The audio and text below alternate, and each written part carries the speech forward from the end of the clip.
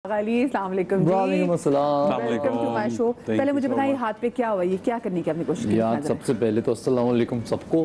और जब भी फूटबॉल खेलो तो एहतियात से खेलो, क्योंकि फूटबॉल में एक जगह होती है जहाँ पे वो you can insert the ball, that's if that's very sharp, तो आपको ज़रा ख्याल रखना चाहिए। तो वो हाथ ऐसे गुजरा, मैं बड़े गोल कर रहा था एंड सरप्राइजिंगली मैं अच्छा खेल रहा था। नजर लगी। हाँ, तो हाथ कटा थोड़ा और थोड़ा ज़्यादा कट गया, तो but it's a lot better now. It's better क्योंकि आपके हाथ को देख के ना मुझे तकलीफ हो रही है कि वो लग रहा है कि नेल्स वगैरह से कि सर थैंक यू। जज्बात थोड़े से ज़्यादा हो गए थे, लेकिन चले कुछ कोई बात नहीं, गेम में चलता रहता है। अच्छा मुझे बताएं, वैसे आप लोगों ने बचपन में कभी ऐसा किया है कि एक दूसरे के राज लेके एक दूसरे को ब्लैकमेल करने की कोशिश की हो? हम होते नहीं थे एक दूसरे से ब्लैकमेल, डीड बहुत थे और दोनों के पास एक दूसरे के इतने ज्यादा राज होते थे कि क्या ब्लैकमेल करेगा और कहाँ ब्लैकमेल करेगा। अच्छा, क्योंकि हमें एक दूसरे की हर बात पता थी, तो अगर कभी हमने शायद ये कहा भी होगा ना कि मैं ये बता दूंगा, तो वो सामने वाले की एक नजर ही काफी होगी कि तू बता देगा तो फिर मेरे पास भी है। एग्जैक्टली, तो ऐसा कभी हुआ नहीं। शिकायतें वैसे कौन जाके लगाता था कि अम्मा अब्बा के पास? की भी कोई भी नहीं। अब्बा के पास तो खैर शिकायतें लगाने का हमें इतना मौका नहीं मिला। अम्मा के पास हम कभी भी, लेकिन वो एक फन मोड में अगर चल रहे हो और अगर पकड़े गए तो हमने जरूर बताया, जैसे अगर कुछ तोड़ दिया होगा या कोई ऐसा कुछ लेट आए होंगे बहुत तो तब अगर भी पता था कि पड़बड़ जाएगी तो फिर बोलते थे कि ये वरना जो है वो कोई शिकायतों वाले भाई हम थे नहीं, हम मिले हुए थे। अरे सही, वो क्राइम पार्टनर थे एक दूसरे के। आप दोनों में से ज्यादा खतरनाक शरारती बच्चा कौन था? ये अगर मैं खतरनाक शरारती बच्चा कहूँ तो एक रिबेलियस टाइप बच्चा ये था। मैं सबको साथ लेके चलने वाला अच्छा वाला बड़े भी थे ना, तो बड़े होने की जिम्मेदारी थी। तो कोई ऐसी शरारत जिस पे आज भी कभी हो गया, तूने क्या किया था? नहीं, मेरे साथ नहीं किया, लेकिन किया मतलब अगर क्रिकेट खेलते हुए कजन्स में किसी ने नहीं खिलाया या किसी के साथ पड्डा हो गया तो कुछ दिन बाद आपको अचानक से एक दरख्त के नीचे बैठ की लाश मिलेगी। अगर किसी बच्चे ने साइकिल नहीं दी भाई तो कुछ दिन के बाद उसकी साइकिल का टायर पंक्चर लगेगा। मैं झूठ नहीं, मैं बर्दाश्त करूंगा। ये भाई ने खुद किया था, ये अपना मेरे पे डाल दिया इन्होंने। नहीं कि और मैं चाहूंगा कि तमाम कजन्स जो बड़े हो चुके हैं उन्हें पता चल जाए कि वो जो बैट टूटा हुआ मिला था भाई साहब ने गुस्से में तोड़ दिया था, जो किसी और का था। तो बट अच्छा, मुझे वो फिर 2 बैट होंगे। इतना गुस्सा, इतना दिल बर्दाश्त हो गया कि बैट ही तोड़ दिया। लिटिल किड्स यार, मुझे अपना वाला तो वो इंसिडेंट थोड़ा सा जो याद है वो ये कि मैंने शायद गुस्से में अपने वो फ्लो में बैट फेंका और दरख्त को लगा और टूट गया।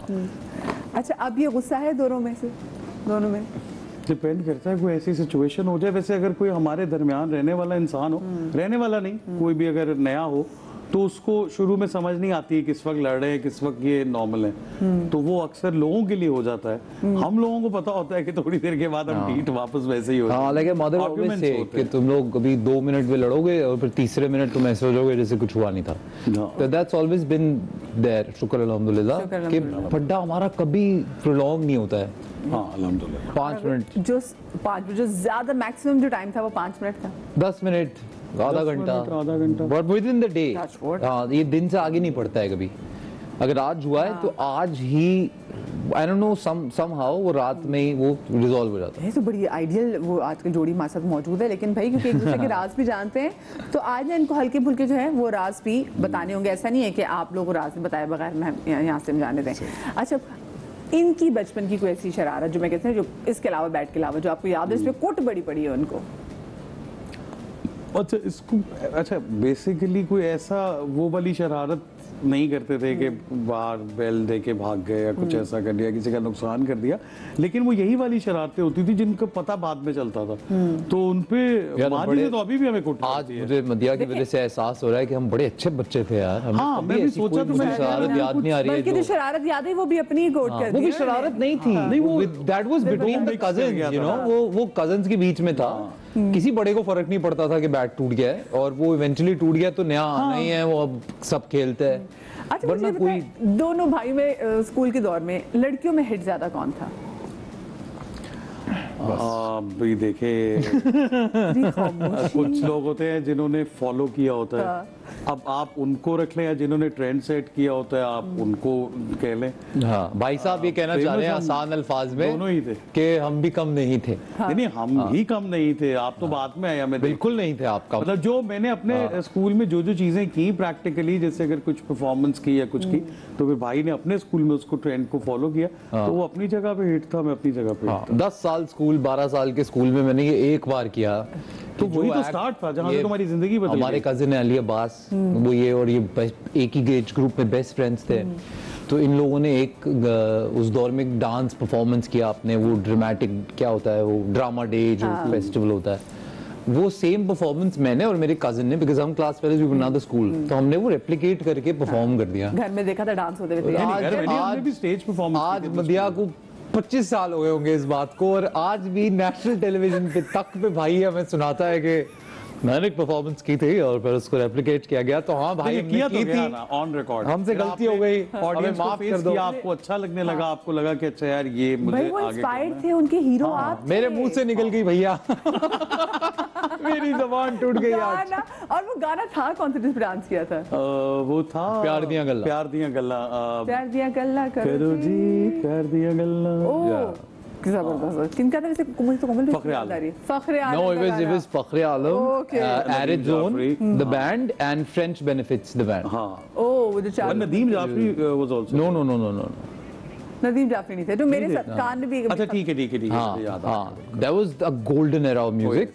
तो ये पहला ही कोलैबोरेशन हमें in the 90s, हम तो बहुत ही हम थर्ड स्टैंडर्ड में थे, ये लोग 6th स्टैंडर्ड में थे, मुझे एग्जैक्टली याद है। और हमारा रिजल्ट वाले डे वाले दिन ये परफॉर्मेंस था, रिजल्ट तो इतना अच्छा था नहीं, परफॉर्मेंस अच्छी थी हमारे वैसे ऐसे मसले रहते हैं। अच्छा घर से आपको पढ़ाई का प्रेशर था कि जी आपकी अच्छी पोजीशन आनी चाहिए, अच्छे नंबर आने चाहिए? हमेशा था यार प्रेशर तो देखें वो तो हर बच्चे को होता है, और विंग सिंगल मदर माँ जी थोड़ी सी ज्यादा वो थी के, लेकिन अच्छे आ जाते थे। हम दोनों ने कभी मायूस नहीं किया उस तरह से, मतलब he was better, he was like ज्यादा इंटरेस्ट इसका पढ़ाई में था, मेरा ये था कि चल चला के मैं मैनेज कर। अब मेरा इंटरेस्ट पैदा हुआ वो भी बहुत लेट, बहुत late The only time that I actually studied well was in my graduation. वो स्कॉलरशिप मिला वहाँ पे, और वो मुझे लगा कि यार ये तो बड़ी इज्जत मिलती है पढ़े लिखे। रिस्पांसिबिलिटी आ गई थी ना। बट ये कि दोनों शार्प स्टूडेंट्स थे, हम अपने इंस्टीट्यूट्स में भी फेमस थे, पता था, एक्टिव थे,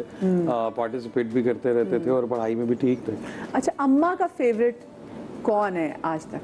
ये हमें समझ नहीं आई वैसे, मुझे भी लगता है मैं हूँ, इसको लगता है ये है। वो स्ट्रैटेजी ये है कि मेरे सामने ये है और इनके सामने मैं। हाँ ये बड़ी कमाल है। हमारी माँ जी, हम जाहिर हम बच्चे हैं उनके, तो वो बड़ी स्मार्ट है, तो वो इनके सामने मेरे अच्छे पॉइंट्स हाईलाइट करके बोलती है कि वो देखो माशाल्लाह माशाल्लाह, दैट निहाल आल्सो। तो वो और मेरे सामने बोलेंगी कि उसको देखो, यू नो सो काम, एंड देन तुम जज्बाती हो जाते हो, और तो वो उनकी अच्छी स्ट्रैटेजी है। तो मुझे लगता है फेवरेट एसेज कोई नहीं है, लेकिन ये है कि वो अच्छा खेल लेती हैं कि कौन फेवरेट है। अच्छा वैसे जब आप हम पहले शो में जब आप आए थे, आप बता रहे थे कि you were very young when your father passed away, और वो भी बहुत यंग थी, बड़ी बहुत कम उम्र में चले गए, तो जल्दी आप भी बड़े हो गए। लेकिन कभी ज़िंदगी में ऐसा टाइम आया कि आगा बड़े हो गए और उन्होंने बड़ा बन के आपको चीज़ें समझाने की कोशिश की हो? देखिए ऐसा पॉइंट तो जिंदगी में बहुत दफा आता है, बिकॉज आप जब दो दोस्त हैं, हमारे बहुत कम दोस्त हैं और इंडस्ट्री में भी वैसे भी, तो हम हर बात शेयर करते हैं। अब हर बात के अंदर जिंदगी के मसले मसाइल भी होते हैं, तो कुछ चीज़ों में मुझे लगता है जब तो मैं थोड़ी काउंसलिंग करता हूँ जहाँ मुझे ज़रूरत होती है वहाँ पर, क्योंकि जब आगा साहब बड़े हो रहे थे थोड़े से, तो बहुत जल्दी वो बड़े भाई और छोटे भाई वाला, क्योंकि पहले हमारा बहुत वो था कि एक बड़े भाई वाला एक टेरर भी रखा हुआ था और अली भाई कहते थे। फिर आहिस्ता आहिस्ता जरा मुझे लगा कि लड़का जवान हो रहा है, इधर उधर जाकर जो दोस्तियां करेगा, तो वो फिर एक स्पेस खत्म करके एक कह लें अंडरस्टैंडिंग लेवल बढ़ गया। अब हम दोनों बैठे होते तो लोगों को समझ नहीं आती है, मुझे आगा कह रहा होता है, मैं इसको आगा कह रहा होता है, दरमियान वाला ऐसे ऐसे हो रहा होता है। तो वहाँ बहुत जगह लाइफ में। और आपको लगा कि कहीं ये आपको उनको ट्रीट करना पड़ा एज अ छोटा भाई कि हाँ भाई मुझे अब मतलब समझाना पड़ा कुछ? ये तो पता है मतलब कॉलेज तक तो हमारे बीच में इतना दोस्ती था नहीं, हम बहुत ही बड़ा भाई छोटा भाई वाला हमारा ये कॉलेज तक रहा है ज़्यादा till the point I was in college, I मतलब कॉलेज के स्टार्ट में आई वुड मतलब मैं चीजें शेयर करता था, पर बिल्कुल एक बड़ा भाई छोटा भाई टाइप हमारा एक रिलेशनशिप था, जिसमें ऑब्वियसली एक आपने एक वो रखा हुआ था कि यार बड़े भाई के सामने ऐसी बात नहीं करनी है और यू नो ये शेयर नहीं करना। राइट आफ्टर कॉलेज जब हमने दोनों ने काम करना शुरू कर दिया, तब वो स्लोली वो डेवलप होना शुरू हुआ और फिर वो इतना ट्रांसपेरेंट हो गया कि वो फील नहीं होता है कि बड़ा बन के समझा रहे हैं, हम बिल्कुल ऐसे हैं कि जैसे कोई एज गैप है नहीं। जबकि आगा साहब मेरे से साढ़े तीन साल बड़े हैं, लेकिन आपके वालिद साहब की भी हम पिक्चर्स चला रहे हैं। Was such a handsome lad. He was indeed. बचपन में से आप दोनों ने कभी प्लान किया था कि आई थिंक मैं अगर पिक्चर्स इतनी अच्छी चल रही थी जर्मनी के हवाले से बात करूँ, आपकी सबसे विविड मेमोरीज क्या है फादर के हवाले से? अब हम लोग Thailand almost we stayed there for a year, और वो ट्रैवलिंग और वो टाइम हम बाबा के साथ बहुत ज़्यादा रहे। वो एक बहुत ही मेमोरेबल टाइम है, वहाँ की मेमोरीज जो हैं वो हमेशा साथ रहती हैं। बाकी जो है वो जब उनकी डेथ हुई तो बहुत ही हम मतलब और तब के बच्चे थे ना, अभी इतना वो सोशल मीडिया और ये वो जैसे अभी तो सब मेमोरीज और हर चीज़ आपके पास है, क्लिक हुए है। उस वक्त वो चीज़ें नहीं थी कि आपको रिकॉल हो सके कि अच्छा मैंने तब क्या किया था या अब क्या हुआ था। बट वो है कि हमेशा साथ ही होते हैं ये, बिकॉज हम लोगों ने कोई ऐसा सच हमारे पास ऐसा गाइड नहीं था, तो हमने अपने बाबा की एक गाइड बुक अपने दिमाग में बना ली थी जिसको हम फॉलो कर रहे थे कि अच्छा वो होते तो ऐसा करते, तो ऐसा करके देखते, वो ठीक होने लगा, हम वैसे ही करते चले गए। और इन्होंने तो जनाब वालिद साहब की जो डायरी है, आई रिमेंबर मेरे शो में आपने बताया था कि जब फादर की जो डायरी वो आपने रखी है, आपको ने कोई ऐसी चीज़ कोई रखी हो अब्बा के अपने पास? I have his pictures with me, but मुझे लगता है वो कोई अब आगा साहब लकी हैं, उनके पास डायरी है, देते नहीं है वो, बट वो आगा साहब के पास है तो मुझे लगता है मेरे पास ही है। But I have very blurred out memories of him because I was very young. But एक बात जो मुझे बहुत क्लियरली याद है वो ये कि लोगों का जो रिएक्शन होता था उनको देख के, apart from that he is an actor, was always in से कि यार क्या क्या लग रहा है यहाँ और and he was at such ease that when he was working after Varis, when he became popular, तो वो हमें ऐनक वाला जिन जब बड़ा फेमस था ड्रामा, तो उसकी शूट दिखाने हमें वो पीटीवी लेके जाते थे, कभी कभी हम जिद करते थे। तो एक बार हम जा रहे थे और गाड़ी खराब हो गई उनकी, तो जितना कैजुअली उन्होंने वो रिक्शा मंगाया और रिक्शा में बैठ के वो हमें लेके चले गए पीटीवी के गेट पे। जब हम पहुंचे तो उन्होंने ऐसा चेहरा निकाला अपना, that is a very vivid memory that I have. And that day as एक बच्चा ये सोचता है ना कि मेरा बाप तो स्टार टाइप आदमी है, इसको तो सब लोग मिलते हैं आके, तो ये रिक्शे पे बैठ के जा रहा है यार, और ये तो and with always you know muffler लेके लुकिंग लाइक दिस हीरो, या तो दैट वो मुझे याद है। तो मुझे लगता है वो हमें ऐसी चंद चीजें याद रहेगी जिनकी वजह से हम बड़े ईज पे रहे लाइफ में, हमें कभी दिमागों पे वो बात सवार नहीं हुई कि हम आज भी ऐसे ही, हमने कोई ऐसा नखरा नहीं है हमारा कि ये लग्जरी होना बहुत जरूरी है या ऐसे होना बहुत जरूरी है। तो इनकी कौन सी आदत, इनकी कौन सी झलक आप अपने अंदर देखते हैं? आपको क्या लगता है कि इनकी कौन सी आदत आपके अंदर आई? He was very lively. वो जहाँ पर भी होते थे वहाँ पर आपको वो अलग नज़र आते थे। और सबसे अच्छी बात ये थी कि उनको किसी से भी घुलने मिलने में बहुत ज़्यादा वक्त नहीं कभी लगा। हमने देखा कि कोई भी हो, भले वो जैसे उनके शूट के टेक्नीशियन हैं या डायरेक्टर हैं या फैमिली में कोई है या ख़ानदान में कोई शादी हो रही है, तो बचपन में हम देख रहे हैं कि बहुत सारी खवातीन के बीच में एक खूबसूरत सा आदमी बैठा है और वो ढोलकी बजा रहा है और मेहंदी चल रही है। सो वो शुरू से ही हम लोग पंजाब में कहते हैं रौनकी। तो वो चीज़ ज़रूर मुझे लगता है कि वो हमें मिली, और कि वो जिससे महफिल में जाना और फिर ऐसा लगता है कि वो महफिल बहुत अरसे से आपको जानती है। और आपके अंदर कौन सी आदत आई?